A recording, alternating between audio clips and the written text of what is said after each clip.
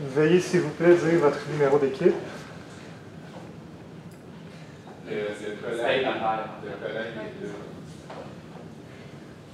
Votre numéro d'équipe? 025.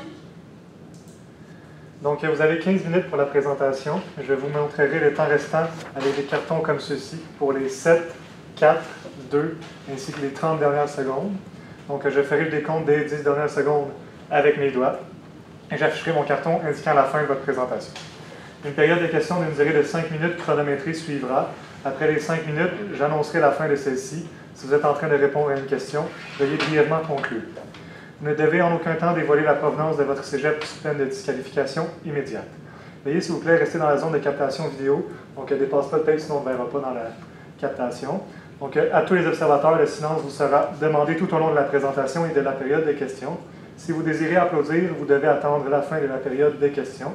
Vous ne devez en aucun temps dévoiler la provenance de l'équipe qui présente. Aucune entrée ni sortie de la salle n'est permise durant la présentation ou la période de questions. Veuillez éteindre la sonnerie de vos téléphones. J'inviterai maintenant les juges à se présenter et vous pourrez par la suite débuter votre présentation.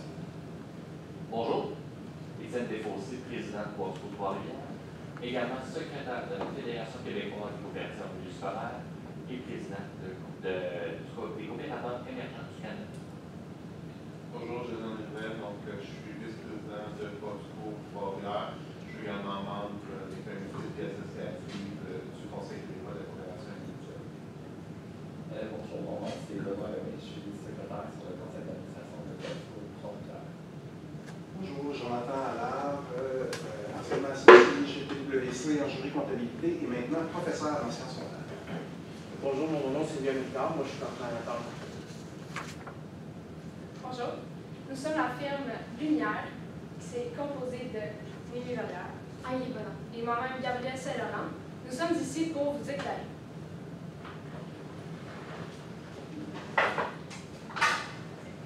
Donc, la coop Trois-Rivières, c'est quoi? C'est une coop qui redonne à sa communauté, qui sert le milieu éducatif par l'offre de produits.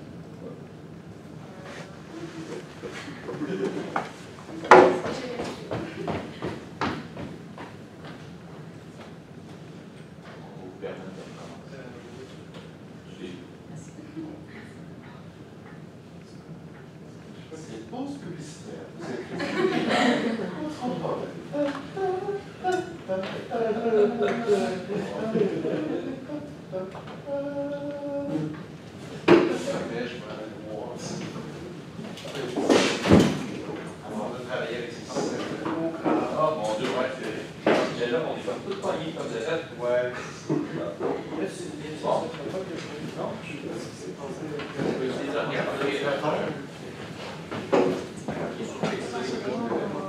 Ouais, ben, j'en ai un pareil dans ma salle de marché. Moi, je pense que c'est ton piano qui s'est fait. Ah, il est en train de se rallumer l'ordinateur. Il est en train de changer. Il est en train de rebooter. Ouais. Ça faut juste savoir sur le.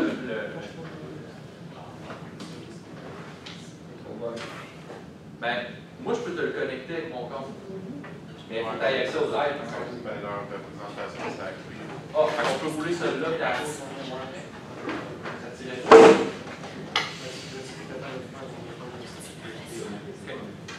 En fait, même je serais capable d'aller sur le drive parce que j'ai mon courriel, j'ai accès à mon courriel.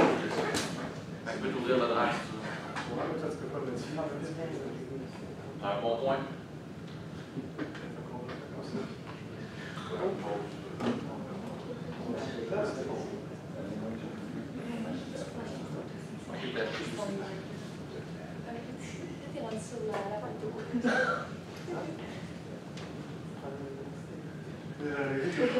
Comme je dis, on va commencer du début. C'est mon pénalty pour ça.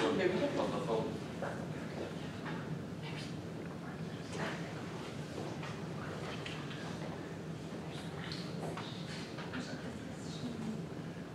C'est ça là,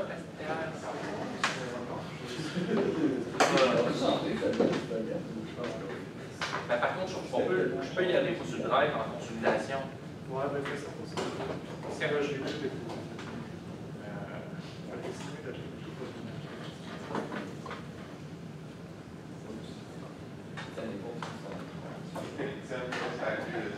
Non, la clé USB, il l'a supprimé. Ouais. Tout le monde voit ce que je fais, c'est génial. Tu peux mettre.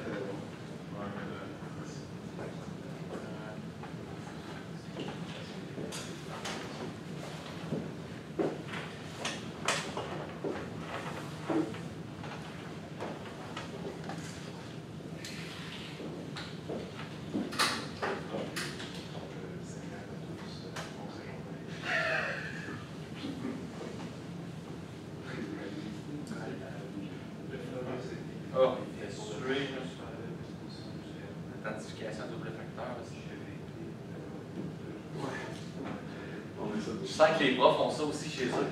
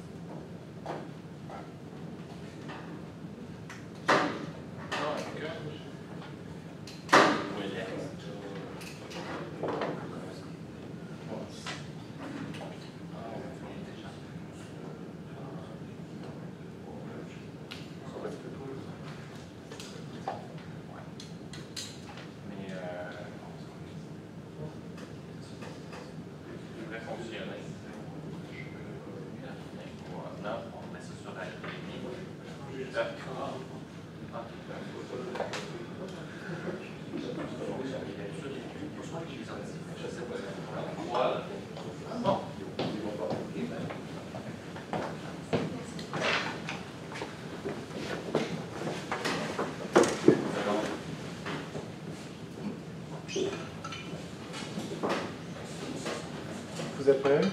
On part de zéro. Vous pouvez débuter quand... Ouais, je vais repartir de zéro. Bonjour. Nous sommes la firme Lumière, qui est composée de moi-même, Gabriel Saint-Laurent, Némi Paluère, Aïe Bonan. Parfait. Donc aujourd'hui, nous allons vous éclairer pour répondre à vos problèmes. Donc pour commencer, la coop de Trois-Rivières, c'est quoi? C'est redonner à la communauté, c'est servir le milieu éducatif par l'offre de produits et de services à ses membres. Vous avez une vision qui est bien plus que des livres. Vous êtes une coopérative qui valorise la façon d'être. Vous voulez rendre le matériel d'éducation accessible car tous les membres de la coopération ont accès à être membres de la coop. Donc, vos valeurs, vous êtes engagé dans... vous êtes un acteur qui est engagé pour l'éducation.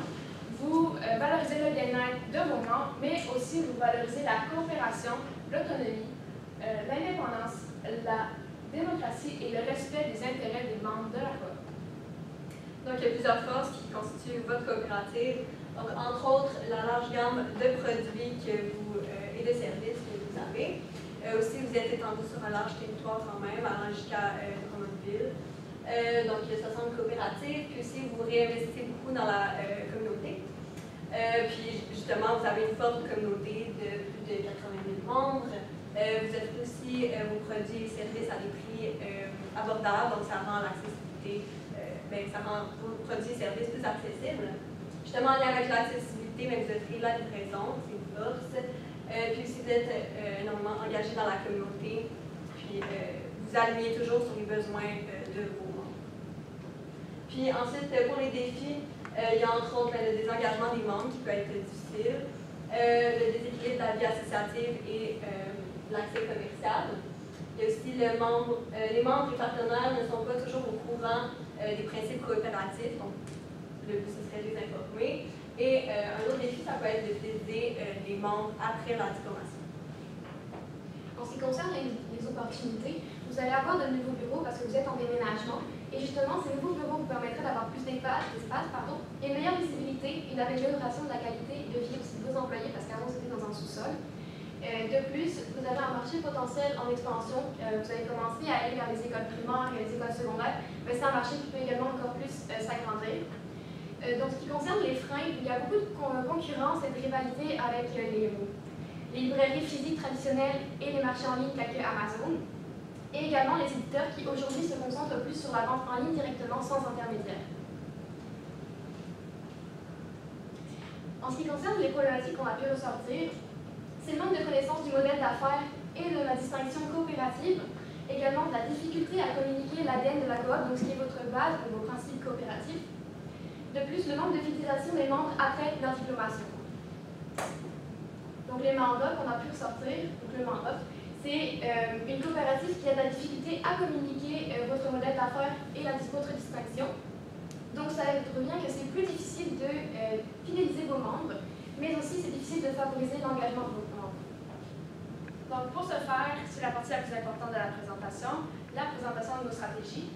Donc je vais juste vous expliquer un peu le concept qu'on avait trouvé. Donc premièrement, on a la communication qu'on a représentée par le symbole du soleil, puis on a la fidélisation qu'on a représentée par l'étoile.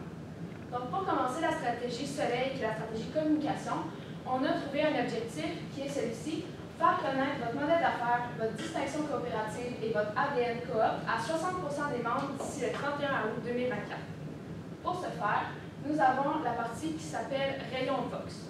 Donc, à quoi on a pensé tout le monde ensemble, c'est de faire une espèce de Vox Pop. Je ne sais pas si vous êtes familiarisé avec ce concept-là. Oui. Donc, pour ceux qui ne connaissent pas, dans le fond, c'est un interview avec un animateur et un étudiant. Donc, on vous proposerait de vous déplacer sur les campus des écoles qui sont tout près de Trois-Rivières, dont l'Université de Trois-Rivières, pour interviewer les étudiants sur des informations de la coop. Donc, ça va être des informations que vous allez cibler, ceux qui sont peu connus par les étudiants, puis ça va être une vidéo qui va être publiée sur les réseaux sociaux, dont Facebook, Instagram et TikTok, ce qui permettra de rejoindre votre clientèle cible, qui est les étudiants qui ont tous un cellulaire dans les mains, un ordinateur ou qui sont connectés sur les réseaux sociaux. Donc, vous allez poser des questions, par exemple, qu'est-ce qu'une coopérative? Quels sont les avantages pour les étudiants des coopératives? Donc, comme ça, vous allez pouvoir non seulement éduquer les personnes qui sont concernées dans le questionnaire avec l'intervieweur, mais aussi tous les étudiants qui écoutent. Dans le fond, le Vox Pop, c'est une manière qui est amusante, mais à la fois éducative, de pouvoir éduquer, de pouvoir faire connaître votre entreprise davantage. Donc, pourquoi on a fait ça? C'est pour cibler la clientèle cible qui est de 15 à 25 ans. Donc, ça va permettre de faire connaître votre modèle d'affaires, de faire promouvoir votre distinction administrative et de pouvoir vous opposer à vos concurrents en faisant quelque chose qui sort de l'ordinaire. Donc, on a aussi pensé à l'aspect durable de notre situation. Puisqu'on va filmer, on va partager sur les réseaux sociaux, on n'a pas besoin de déplier en information. C'est quand même une solution qui est quand même assez simple à faire. Donc, c'est pour ça que nous avons pensé que c'était une solution adéquate pour vos problématiques. Donc, comment vous allez faire? Vous allez avec notre aide. Vous allez publier une vidéo sur les réseaux sociaux. C'est une solution qui est aussi à faible coût. Puis, vous avez aussi des possibilités de tourner des vidéos, si ça fonctionne le principe, dans plusieurs autres lieux. Donc, on a nommé des écoles proches de Trois-Rivières, mais aussi ceux à Drummondville et à Shawinigan, où se situent vos autres coops.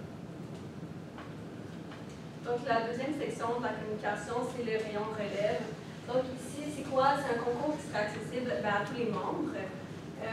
Puis, ça c'est principalement les parents des jeunes qui sont au primaire ou au secondaire. Donc, ici, on mettra le concours sur Facebook, puis sur les réseaux comme Facebook. Donc, le but, c'est d'offrir des prix qui sont de qualité. Puis, on fait un lien un peu avec l'inflation, justement, pour... ça va attirer les parents, le concours, parce que d'offrir des produits de qualité qui vont durer longtemps, justement, avec l'inflation, les produits coûtent plus cher, mais d'offrir ça, ça va devenir plus intéressant pour eux. Donc, c'est ça. Puis, pourquoi on a décidé de faire ça? Mais ça va, de faire un concours, ça va permettre de fidéliser les membres sur les réseaux sociaux, puis aussi de les informer en faisant un quiz. Donc, les conditions pour participer un peu, ce serait de remplir le quiz, puis de partager le concours. Donc, on communique l'ADN, le modèle d'affaires, puis la différenciation de la coopérative. Donc, comme j'ai dit, c'est avec un concours. On donne un exemple ici avec un sac Lavoie comme prix, par exemple. Donc, c'est un prix qui a une valeur qui est intéressante pour les parents.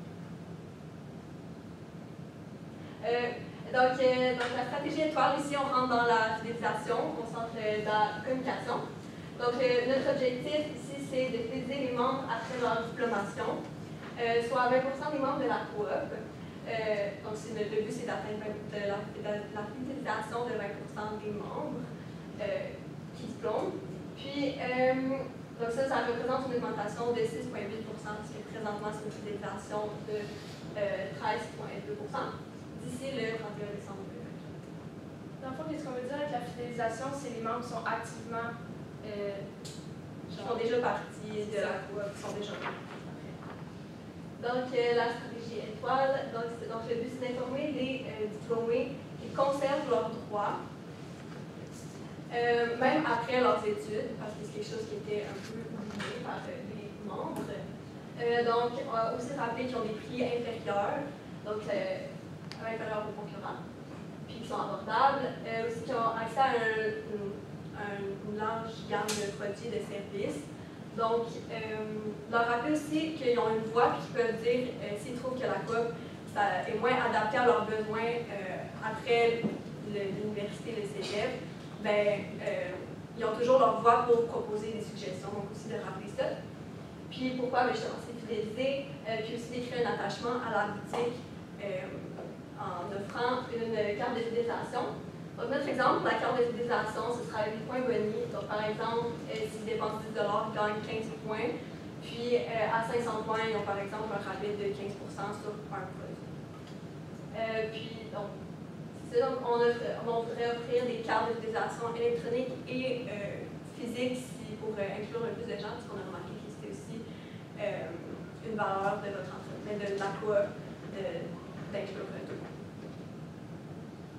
En ce qui concerne l'implantation pour nos stratégies, on a dessiné un diagramme de Gantt. Vous pouvez voir que pour la stratégie Soleil, au niveau de stratégie Vox, on voudrait commencer avec vous à partir du mois de janvier, puis le faire jusqu'au mois d'août. Pourquoi? Parce qu'à partir du mois de janvier, c'est comme la rentrée scolaire des universités et des cégeps à l'école pour la session d'hiver.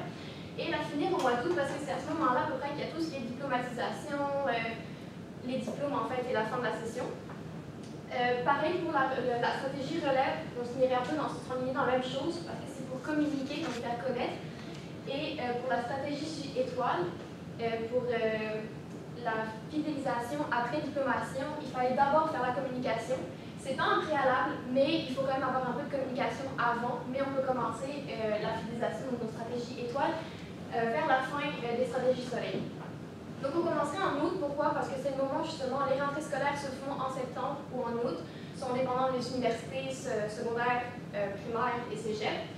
Et on avancerait ça jusqu'en décembre, et donc décembre jusqu'à 2024.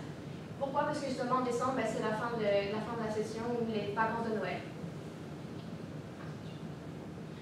Donc, pour ça, on a fait un budget. Par contre, comme on a vu qu'il y avait quand même à la fin, vous avez toujours du surplus dans plusieurs de vos cégeps, dans les universités.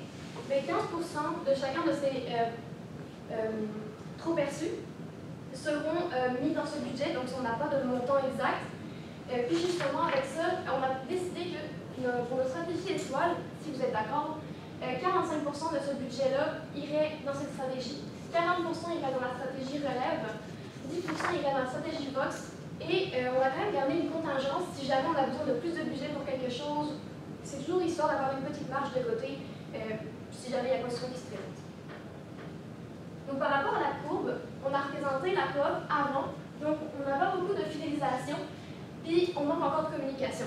Par rapport à la coop, après, on peut remarquer qu'en implantant nos stratégies, votre fidélisation va avoir augmenté, comme c'est un petit taux pourcentage qu'on a fixé comme objectif avec vous. Mais par contre, la communication a vraiment augmenté et c'est un des principaux objectifs. Donc, en terminant, avec la stratégie Vox, on peut partager les valeurs de l'entreprise, la mission, les informer là-dessus. Avec la stratégie relève, on vient faire un peu quelque chose de similaire, mais avec les plus jeunes, donc le primaire secondaire, en passant par les parents. Puis finalement, avec la stratégie étoile, on vient fidéliser les membres qui partent, qui quittent tourisme.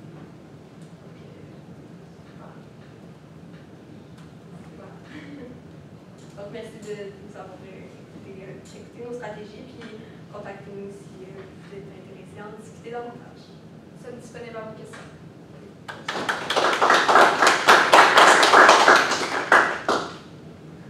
Vous pouvez débuter vos questions. Merveilleux. Est-ce que j'ai des collègues qui ont des questions? En fait, vous basez votre budget sur les surplus actuels en disant que vous allez mettre un 15% de ces surplus-là.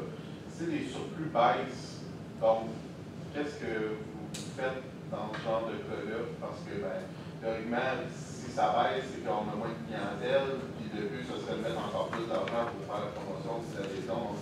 Comment vous réalisez cette relation? C'est un petit peu en donnant, en fait. C'est qu'il faut savoir donner un petit peu, puis prendre un petit peu de risque pour être capable d'augmenter déjà la communication.